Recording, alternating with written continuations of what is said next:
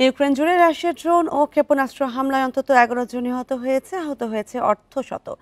এছাড়া শুক্রবার রাতভর চালানো হামলা ইউক্রেন জুড়ে বড় ধরনের বিদ্যুৎ বিপর্যয়ের সৃষ্টি হয়েছে। শনিবার এ তথ্য দিয়েছে দেশটির কর্তৃপক্ষ।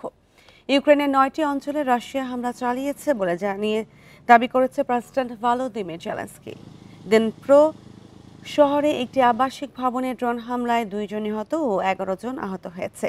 ইউক্রেনীয় বিমান বাহিনীর হিসাবে রাশিয়া 45টি ক্ষেপণাস্ত্র নিক্ষেপ করেছে, যার মধ্যে মাত্র 9টি প্রতিহত করা সম্ভব হয়েছে।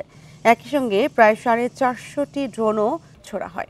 ইউক্রেনের জ্বালানি মন্ত্রী জানান, রাশিয়া আবারও ইউক্রেনের জ্বালানি অবকাঠামোর ওপর ব্যাপক হামলা চালাচ্ছে। বিভিন্ন অঞ্চলে জরুরি বিদ্যুৎ সরবরাহ বন্ধ রাখা ও বিদ্যুৎ ব্যবস্থা স্থিতিশীল হলে তা পুনরায় চালু করা হবে বলে জানান তিনি।